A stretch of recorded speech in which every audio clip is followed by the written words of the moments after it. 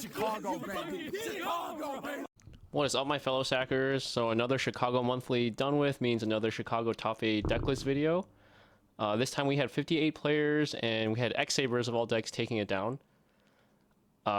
So I just want to I just like seeing pictures of the event. So we had like a full house. I can't believe we had over like 77 people at one point, but yeah, this is the stream setup over here, which I think is really dope. That's it's me being a goon. And then real quick, so we had x-sabers won with Alex Chen taking the whole thing down, and Cherrod playing Diva Hero Beat, getting second. They got the Pristine Protection Prize, and Alex took home a first ed ulti Cyber Dragon. And real quick, the next one's going to be on November 9th. I unfortunately cannot make it. I have some previous obligations to go to. But yeah, first place, it's going to be it's essentially a case tournament. First place gets 6 booster boxes of the Live Destruction reprint, so that's pretty sick. Yeah, so getting into the meta breakdown, actually I want to go back to this again. So yeah, so this is the first time Vayu Turbo was the most represented deck. It's always been Blackwings. Like, this is last month's. Blackwings has always been the top deck, I'm pretty sure, or most played deck.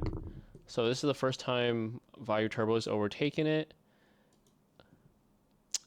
Hero Frogs, last time we only had 2 frogs, and now that we have 5. I think Chicago just don't play enough frogs, but it still is the big 3 deck. Lightsworns being the same representation as Hero Frogs, and actually if we count, like, there's Twilight Fairy, 3 Twilight Fairies, 3 Machina, 3 Zombies, 4 Diva Hero Beat, and a bunch of miscellaneous decks. So yeah, I think that's a pretty well-presented breakdown, and let's get into the top 8 deck lists.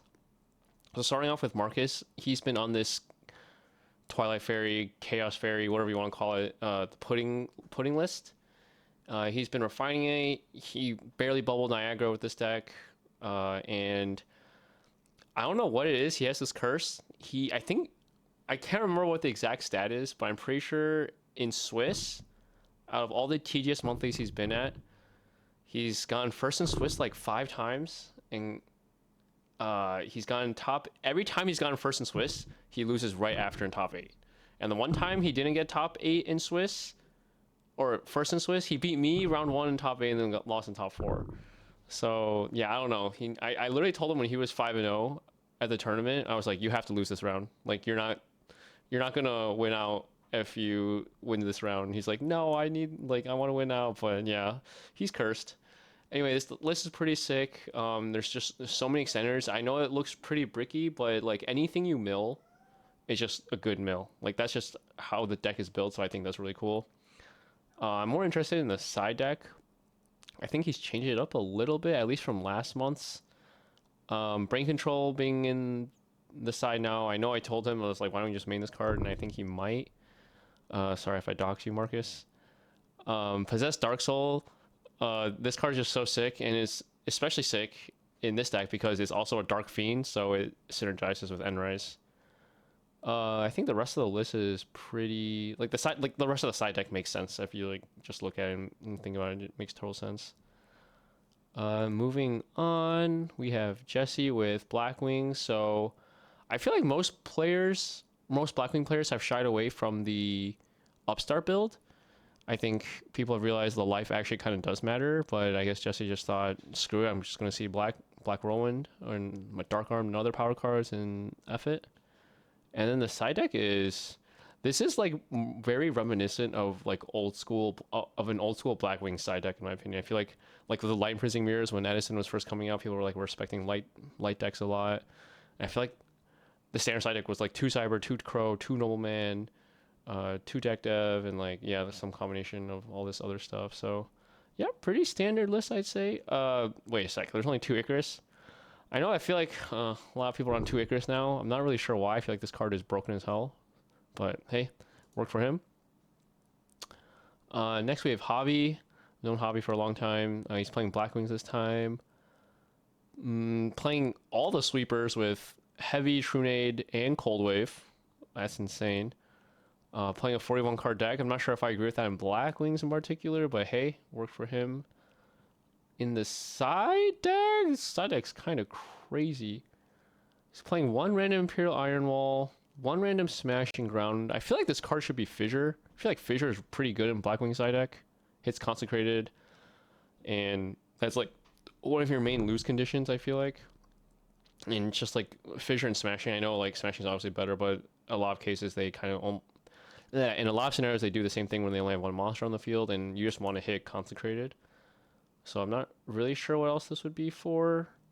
Iron Wall, I'm assuming this is for like Hero Frog and Vayu, but then you also have Crows, so I don't know, maybe just puts it all in and hopes to see one of them.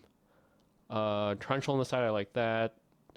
Yeah, it's just like 1-1 skill drain Iron Wall. I guess that makes sense actually now that I think about it. So yeah, pretty cool list. Next, Christopher D with Vayu Turbo. The main deck is I think is literally my main deck, but he took out one of the deck devs and put it in the side and swapped it for the oppression. Other than that, I'm pretty sure it's the same. Like deck dev is just broken though, in my opinion. So I don't know. And like they hit relatively the same, a lot of the same stuff, and deck dev just feels better to me. In the side deck though, the one thing to note that's different. I mean, there's a few cards that are different, but he's not playing Cyber Dragons, which I understand. But then that makes your Chaos Sorcerer worse. Like one of the main appeals I liked when I built my list was like, oh, Chaos Sorcerer is good into Blackwing Vayu. And then if you're not signing Cyber Dragon, I feel like it's a little worse games 2 and 3, especially if you get Nobleman, and the Cyber Dragon can be your light instead. But I mean, other than that, everything else is pretty standard and makes sense. Yeah, Vayu, good deck. Not much else to say there. And then speaking of Vayu, top 4, we have Mr. Rick Novak, the guy who goes Chicago baby.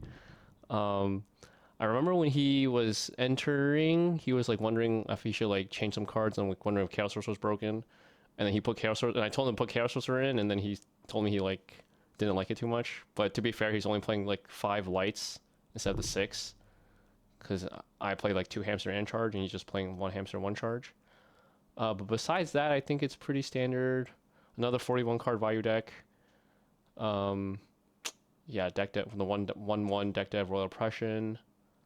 Everything else is pretty standard. I feel like this list actually is really similar to the list we just looked at, but he is playing the Cyber Dragon, which makes Chaos Sorcerer better. He's not playing Kaiku.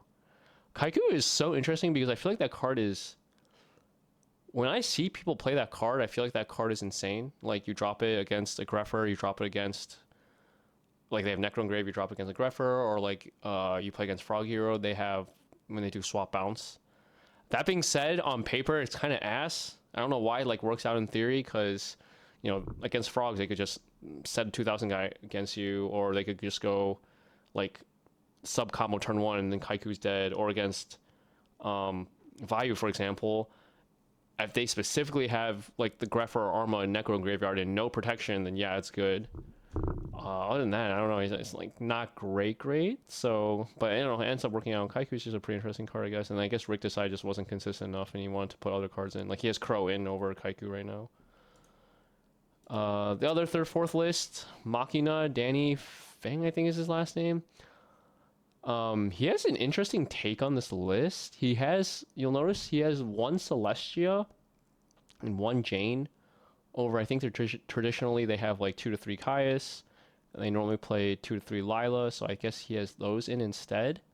He's maxing out on the forces and avarices. The YCS little list that one with Machina, he also maxed out on those. I guess those are your bombs, so it makes sense.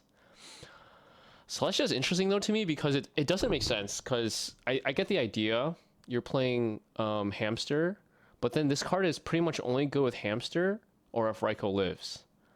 And okay, so one, if you're playing the Celestia, I feel like you have to max out on Hamster then. And I feel like most lists do play 3 Hamster, 3 Raikou, because you can recycle it with Avarice, or Raikou counts don't get screwed.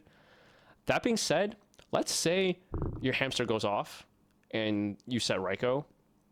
They're not going to set back row into Raikou.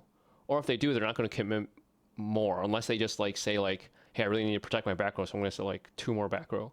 That's the only case Celestia would be good, because they're not going to set most of the time, like especially turn 1.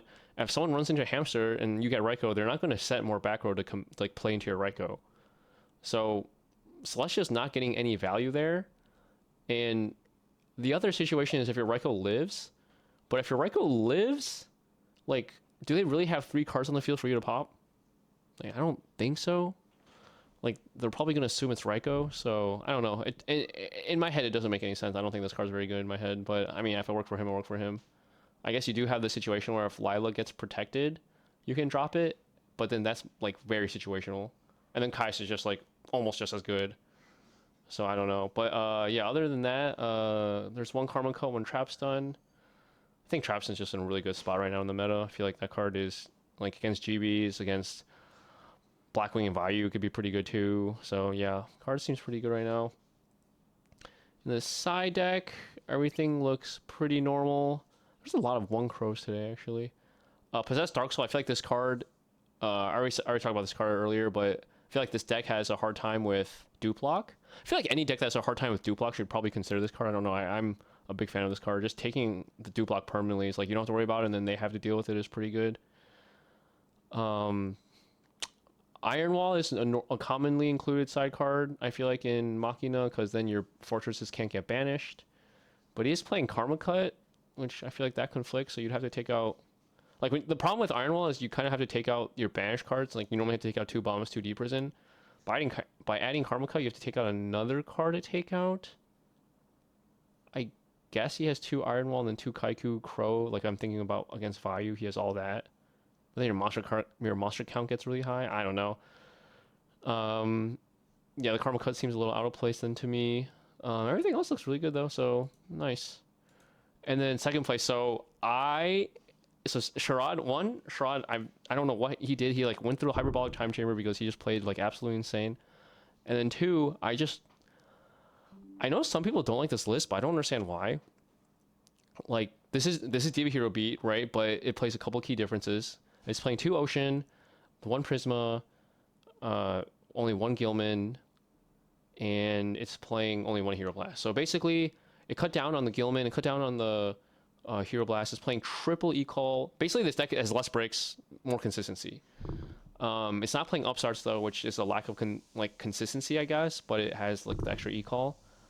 Other than that, what I really like is, so you always have water access. Like, you have an extra Ocean, you have the Prisma, you have 3 E-Call and Roto, so you're always seeing Stratos. Like, I feel like it's really easy to get water access. So because of that, I feel like Miracle's never dead. Also, if your waters do get banished, or if Stratos gets banished, for example, he's playing Return.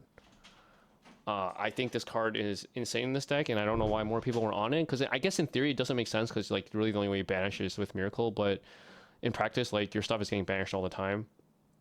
I saw him like round 1 literally like return for like 4 and like Stratos pop 3. The guy had Starlight Road, and like you can't use Starlight Road on Stratos pop effect. So yeah, it was just, I saw him resolve this card like 2-3 times, and I was like, this card is insane. Oh yeah, something cute is Prisma can dump Cyber Dragon, so I like the Cyber Dragons in the main. Just another light. Like, I feel like this deck needs a little more gas sometimes, and going second's a little more rough, so I don't know. I like the list. Big fan, big fan. In the side deck, the only, like, I feel like this card is broken Hero Beat because decks aren't citing Deck Devastation Virus against you, so you can freely bring this in, and then it kind of just solos Blackwing. Other than that, everything else makes sense. I kind of wish he could fit in a second Line Prison. He said he wanted to, but there's just like no room. Yeah, I don't know. The fact that I can play both Light and Shadow Breathing Mirror is just so insane. I feel like that's really, really cool. Yeah. Congrats to Cherrod, man. This deck is like really insane. And then first place, okay, so don't ask me. Everyone keeps asking me like what the hell is going on in the Chicago monthlies, because like we had like Blizzard Dragon deck win, we had Six Samurai has top twice. Now x-sabers have won too. I don't know what's going on. Like, you have to be there to see to believe it, because it doesn't make any sense in my head. But hey, you know, Alex won with this sick ass brew. You know, it kind of just like it's kind of dumb, because the way I feel like the way he plays his matches are like set 1 and then set 1 recruiter, set 4, sit on it, stun them out until you draw your combo pieces, and then just combo off. I mean, it is really hard to deal with if you don't have a good way to deal with recruiters. I even I even asked him for his matchup spread, because I was like, yo, did you like in my head, like Frogs might be a tough matchup, for example, but he did play against Frogs. I guess Saberhole might have carried him in that matchup. But, you know, he played like one of everything. GB, Vayu, Blackwing, Machina, Frogs, like, you know, he killed it. His side deck looks really solid as well. I like Twister because oppression really is a problematic card. Yeah, I don't know, just really solid stuff. I'm pretty sure the normal way x-sabers play is like they play like the Summoner Monk, Rescue Cat. They lean more heavy into the combo package, but he kind of like went to the stun variant.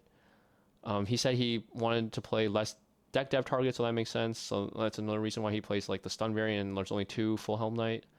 I think he only has he said he only has 8 targets for deck dev. 1, 2, 3, 4, 5, 6. Yeah, only 8 targets. Like that's a pretty low amount. So yeah, good stuff to Alex. Yeah, again, the next one will be on the 9th. I think it should still be streamed on my channel, even though I won't be there. So we'll see. But yeah, thanks for watching. Peace out, guys.